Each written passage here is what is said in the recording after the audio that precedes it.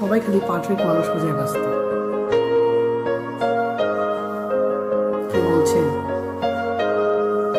Perfect মানুষই পাচ্ছি না জীবনে? আরে ভাই, জীবনে পারফেক্ট বলে কিছু হয় না। জীবনে যাকেই পাবে তাকেই মনের মতো করে সাজিয়ে নিতে হবে।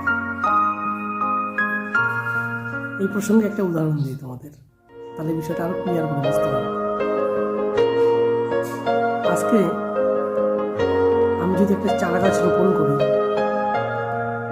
চারা গাছ রোপণ করে যদি ছেড়ে দিই ওকে ওভাবেই, তার যদি সঠিকভাবে পরিচর্যা না করি, তাহলে সেটা কি হবে?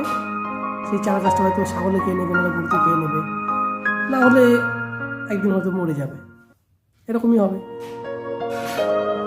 কিন্তু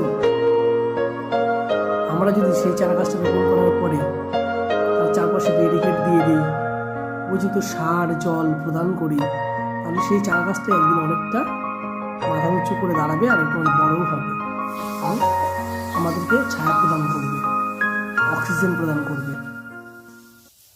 ঠিক তেমনই আমরা জীবনে যাকেই পাই না কেন, তাকেই যদি একটু যত্ন সহকারে তার সঙ্গে আমি ভালো ব্যবহার করি, একটা ভালোবাসা দিই, সম্মান করি,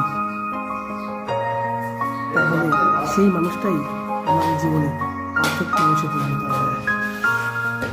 তোমার জীবনকে একদম ফুলফিল